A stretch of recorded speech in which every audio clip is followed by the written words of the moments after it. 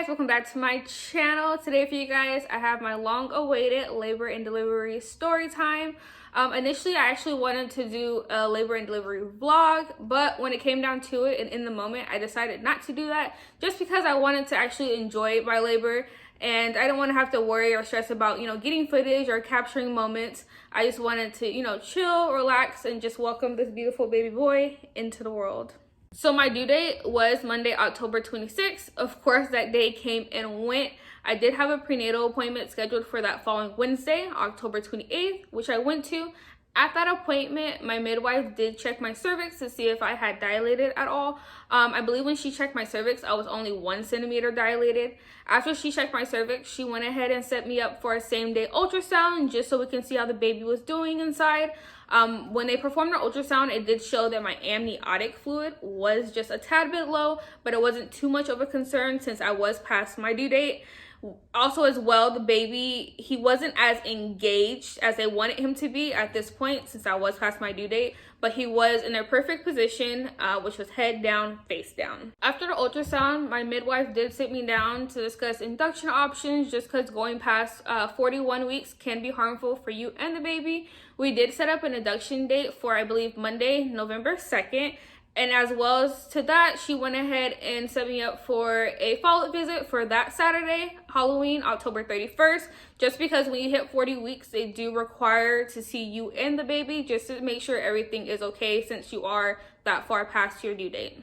So prior to getting induced, they did require me to get a COVID test done, which I had done Friday, October 30th. And let me just tell you guys, that was the worst sensation I've ever felt. They take a Q-tip probably maybe a little bit longer than this, and they stick it so far up your nose and it burns, it stings.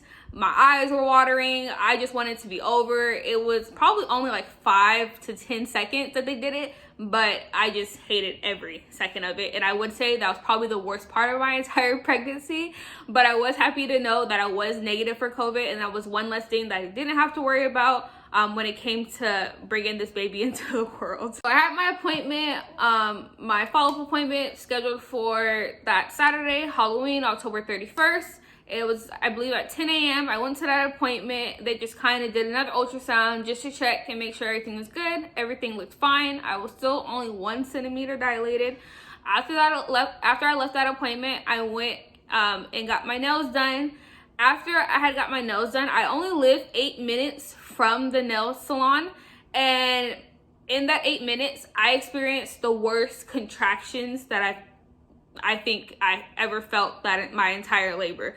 And it was just so bad that driving home, I had to like hover off the driver's seat because just sitting down, it just caused so much pain. I finally made it home after the nail salon. I called my boyfriend to let him know what was going on because my entire pregnancy, I didn't feel any contractions. I had Braxton Hicks, of course, but they weren't painful whatsoever. They were a little uncomfortable, but it really wasn't that bad. So when I had that contraction in the car, I was just really scared because I'm like, I don't know if I'm going to labor, like I don't know what's going on. So I called my boyfriend, and of course he was at work. And then he let me know that he would be home soon. After I got off the phone with my boyfriend, I also called my mom to let her know what was going on because she lives out of state in California, and she just told me to call her whenever I went into labor. That way she can just catch a red-eye flight to come out here and help me with the labor process. And then I also called my boyfriend's mom and his sister, and they offered to come over and help me with the early labor process just so that I'm not alone and just until my boyfriend got home. After all of that, I did feel like a wet sensation in between my legs, but it wasn't like necessarily like water. I went to the bathroom and I did wipe, and I saw that I was losing my mucus plug. My boyfriend's mom and sister did arrive, and they just kind of helped me out until my boyfriend had got home. I want to say I left the nail salon around 3 o'clock. So that's when I had that first contraction, and then after that I was just kind of contracting on and off, but they were really inconsistent. I want to say probably around 6 or 7 o'clock, the contractions, they did get closer together. I would say they weren't that painful. compared to that first contraction that I had in the car. I would describe them as like mild period cramps. They're very uncomfortable, but they weren't painful in my situation. So by 6 or 7 o'clock, my mother-in-law, she suggested that I go ahead and just call my midwife and just let them know what's going on and just kind of see what they want me to do. So I went ahead and made that call, and I believe I just talked to like an on-call like nurse or a triage nurse, and I explained my symptoms to let her know what was going on. She took my information, and she just kind of let me know based on what I told her that I can still kind of stick it out for a little bit, and if it had gotten worse as far as pain goes, or if my water broke, or anything like that, or if I get the urge to push, just head straight over to the hospital where I wanted to deliver. I want to say about 10 o'clock, my contractions, again, they still weren't increasing in pain. They did get closer together, and they were lasting a little bit longer. So my mother-in-law just suggested that I just go ahead and go down to the hospital just to check to see what was going on, and it's just better to be safe than sorry. So me and my boyfriend, we got our hospital bags, and then we headed down to the hospital. When we got to the hospital, I went ahead and just headed over to the OB triage desk, which of course they triaged me to see what was going on, and then they went ahead and just put us in a triage room where a nurse went ahead and checked my cervix to see if I had dilated from my last appointment, which was 1 centimeter that early in the morning at 10 o'clock. When she checked my cervix right then and there, I was actually 2.5 to 3 centimeters dilated.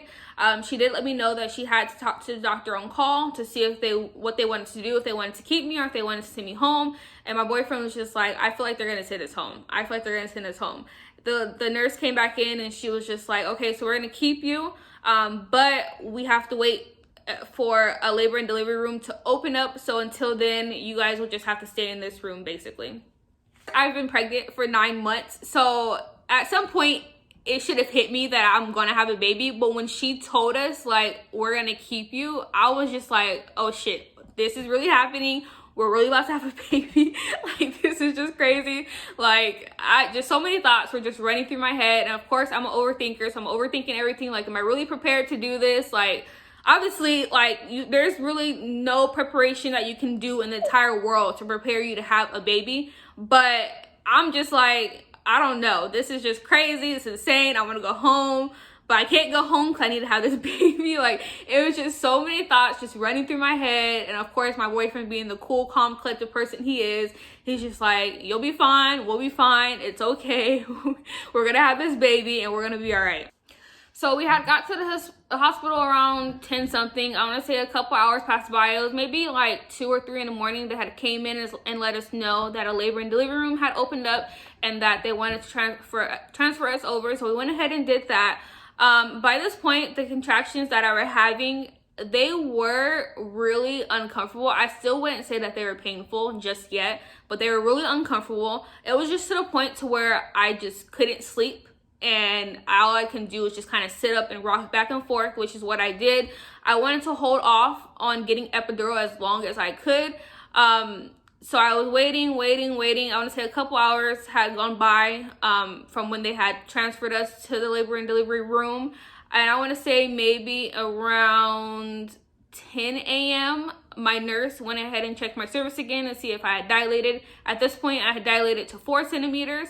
And I just let her know that I'm super tired, my body's worn out, and I just want to sleep. And is it okay if I can just go ahead and just get the epidural now? Because I don't want to wait any longer. I just wanted to sleep. That's all I could think about.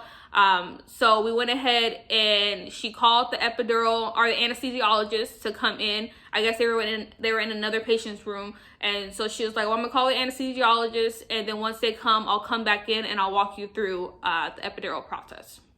And I just want to say that I really, really love my nurse. She was straightforward. She talked to me through everything from point A to point B. She let me know what was going on. She just made me feel really, really comfortable. So once the anesthesiologist came in, at this point, I'm super nervous because I'm like, okay, I'm going to get the epidural. It's going to, relax my body, and all that. But I had watched so many labor and delivery vlogs my entire pregnancy, so I knew that needle was super long, and I knew that it was going to be a little painful. And of course it's different for everybody, but the anesthesiologist came in and they had me kind of lean over the edge or sit near the edge of the bed, and then I had to like cuff a pillow and kind of arch my back forward, just so they can stick the needle in. While this is happening, my nurse, she is explaining to me everything that's going on. She's like, you're gonna feel a little pinch, it's gonna sting, it's gonna burn for a little bit, and then it's gonna be a lot of pressure and you'll be fine. And so I'm sitting here sweating like I don't know what to expect, you know, whatever. But everything she said that it would be was what it was. It literally was a pinch, it stung, it burned for a little bit, it was pressure, and that was it. So honestly, I love that nurse so much. She literally walked me through everything and made me feel so comfortable through the entire process. So of course she told me that the epidural, it would take about maybe 10 to 20 minutes for it to kick in. I want to say it took about maybe 5 to 10 minutes. I felt so relaxed. I was on cloud 9. I was so happy that I got the epidural, just because honestly, all I wanted to worry about, I didn't want to worry about any pain. I didn't want to stress about anything. I just wanted to relax and just have this baby. I don't want to worry about nothing whatsoever. And so the epidural, it did kick in. I would say about 5 to 10 minutes, maybe about 5 minutes. It was really quick. And my whole body, from my stomach down, was completely numb. Like, it felt extremely good. So at this point, it was around 12 p.m. That I got the epidural. Fast forward to, I want to say around maybe 1 to 2 p.m. She checked my cervix once again, and at this point I had dilated from 4 centimeters to 6 centimeters. So she went ahead and just called the doctor on call and just let them know what was going on. And they just let her know that they wanted me to do, I guess, practice pushes until the doctor had got there. She did check my cervix again. So this is around 3 o'clock. So she checked and she just said he really still wasn't that engaged as they wanted him to be. So she wanted to hold off on the practice pushes, but she went ahead and broke my water. And honestly, I didn't feel anything when she did that. It just kind of felt like, I just felt like a warm sensation. I guess that was the water just running out of me. So after she did that, maybe an hour went by. Around 4 o'clock, I started doing some practice pushes, and he still just wasn't engaging in anything. He was still very high up. So they had me lay in like different weird positions with a peanut ball in between my legs to try to get him to kind of float on down. By this time, the doctor, she did come in, and she was just checking me like every 30 minutes to an hour just to see where I was at. And I guess at this point, he was like switching different positions to where he was cinching the umbilical cord, and it was causing like his heart rate to drop. And then each time he did that, maybe a couple times, and each time he did that, they were able to like put me in a different position to move him, and then he was back to normal. But the doctor did let me know if he kept doing that consistently, they would just have to either vacuum him out, I guess, or I would have to have a C-section. So I do want to say maybe about an hour later, around 5 o'clock, he had dropped to where they wanted him to be. And so they wanted me to start pushing. So I started pushing around 5 o'clock. And of course, due to the epidural, I didn't feel anything. I didn't feel any contractions, anything. The only thing I felt was pressure from the contractions. And then once he started moving more down each time I pushed, I just felt the pressure of his head, of course, which it really wasn't that bad. I would rather have that over, painful contractions. So again, I started pushing at 5 o'clock. So I'm pushing with every contraction. Of course, my nurse and the doctor is coaching me. And I'm pushing. So I want to say, basically, I only pushed for about an hour, because at 6:14, of course, I welcomed this beautiful baby boy into the world. And honestly, when he came out, I cried, of course, 'cause I was just in shock. And then I was just like, I really have a whole baby. Like, I really pushed out a whole baby. Like, this is crazy. Like, I don't know. I don't know what I expected. Like, everything that was supposed to happen happened. And I was just in shock. Like, I didn't know what to think. I was just like, I can't believe that I literally pushed out a whole baby. Like, I feel like I'm still in shock to this day. So, like I said, I pushed for an hour. And at 6:14, I pushed out my beautiful baby boy. His name is Crew Jax Bowers. He was born on November 1st, 6/14. He was 7 pounds, 15 ounces, almost an 8-pound baby. And after I pushed him out, of course, they cleaned him up and did everything they were supposed to do. And then they laid him on my chest to do skin to skin. And I was still in shock. I'm like, I can't believe I have a whole baby out here. So of course she did let me know that I did rip a little bit. So she went ahead and just stitched me up. Again, I didn't feel any of this whatsoever. I did deliver my placenta, of course. And then they did push down on my stomach just so they can get all the afterbirth. They all congratulated me, of course, on my baby, on my new addition. After that, they transferred us from the labor and delivery room over to the postpartum room. And then we had got another nurse, which she was super, super nice and super friendly. I was only in the hospital for almost barely 24 hours. Basically, yeah, I was only in the hospital for like a day. So yeah, after the 24 hours, they had to check me out to make sure I wasn't blood clotting or anything like that. And then they had to check him out. Of course, you know, he passed all his newborn tests and screenings. And once that was done, they let us know that we were able to go home that night, basically. So that is my labor and delivery story. I hope you guys enjoyed watching. I hope I was able to answer any questions that you guys may have. And I hope this video helps another mom in need. Because like I said, during my entire pregnancy, I watched a lot of these videos. I watched a lot of newborn hauls. I watched a lot of labor and delivery stories, labor and delivery vlogs, and you know, any questions or concerns that I had. A lot of those videos really helped me. So I do hope this video helps whoever's watching. So I will see you guys next time. I hope you guys have a great day. Make good choices. Make sure you like, comment, and subscribe. Bye.